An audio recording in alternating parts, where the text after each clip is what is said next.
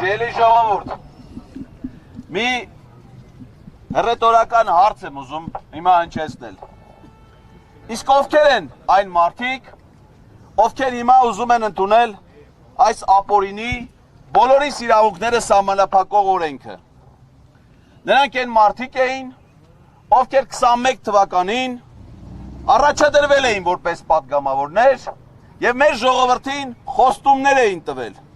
Խոստումներ էին տվել մեր երկրում արդարություն, ժողովրդավարություն հաստատելու համար, Արցախի կարգավիճակը ճանաչելու համար։ Հիմա այս մարդիկ են, նույն մարդիկ նորից են ուզում դառնան պատգամավոր։ Այսինքն 21 թվին մի անգամ խաբել են մարդկանց, հիմա ընդունում են ապօրինի օրենքներ, որպեսզի մի անգամ եւս դառնան պատգամավոր։ Արդյոք թույլ է տալուս մեր ժողովուրդը նրանց տիրանալ իր օրինական իշխանությանը։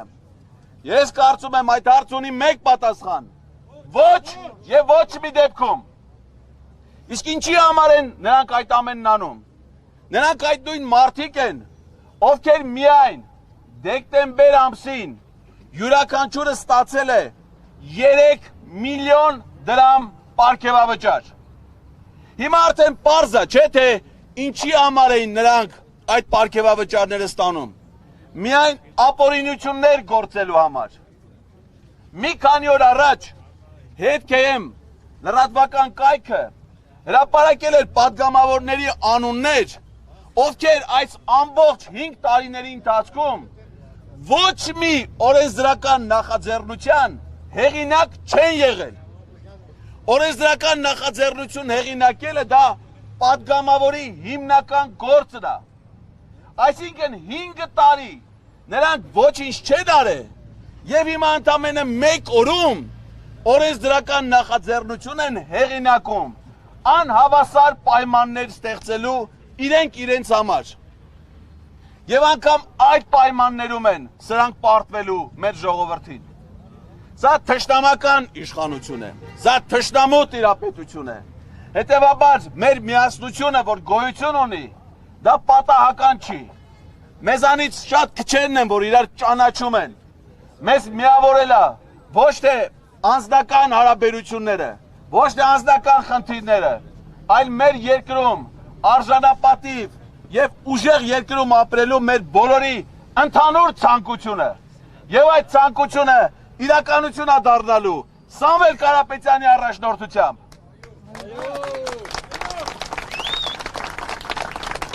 Մարդը ինչքան պետք է թույլ ու վախկոտ լինի, որ նստի կառավարության իր աշխատասենյակում, շրջափակված ոստիկաններով, թիկնազորով, հազարավոր մարդկանցով եւ ընդեղից ճղրտա այլոց դեմ, վախենալով նրանց հետ ուղիղ հավասար պայմաններով պայքարից։ Մարդը ինչքան պետք է վախկոտ լինի, որ վախենա անգամ սովորական մի կնոջից, որ իր անչափահաս երեխայի հետ մետրոյում հակադարձում է նրան, իսկ ինքը շրջապատված պաշտոնյաներով, զինված թիկնապահներով, ոստիկաններով ճղրտա այդ կնոջ դեմ մենակ մի բանի համար, որ նա ունի իր դավաճանական տեսակետներից տարբերվող կարծիք։ Նա վախենում է մեզ հետ շփվելուց, նա վախենում է մարդկանց հետ շփվելուց, թող կանչեն մեզ ներս, գնանք մեր կարծիքը լսեն օրենք ընդունելուց, չեն կարող, որովհետև նրանց կարծիքը թույլ է մեր առաջ, որովհետև մենք ուժեղ ենք իրենցից, ուժեղ ենք առաջին հերթին մեր մտքով, ուժեղ ենք մեր գաղափարներով, ուժեղ ենք մեր նպատակներով, իրենց ծրագիրը, որտեղ նախանշված է եկեղեցու դեմ պայքար, թույլ է Սամվել Կարապետյանի նպատակներից ու ծրագրերից, որ ոչ միայն ամրապնդելու այդ եկեղեցին, այլև ամրապնդելու այդ եկեղեցու զավակներին, ուժեղացնելու է նրանց իրենց հայրենիքում։ Նրանք դրանից են վախենում, հայերից են վախենում, մեր միասնական ուժից են վախենում։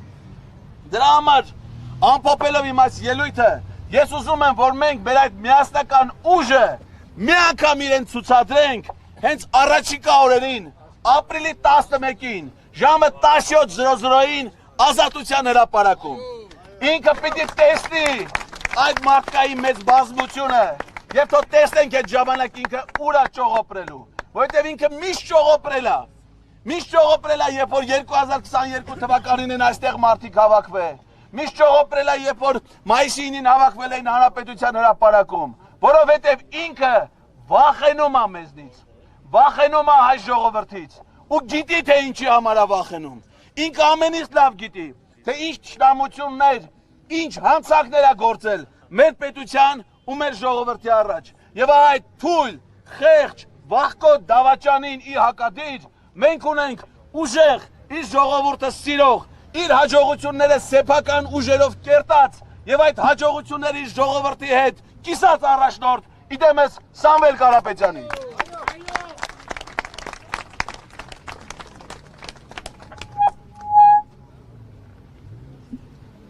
Ժողովուրդ ջան,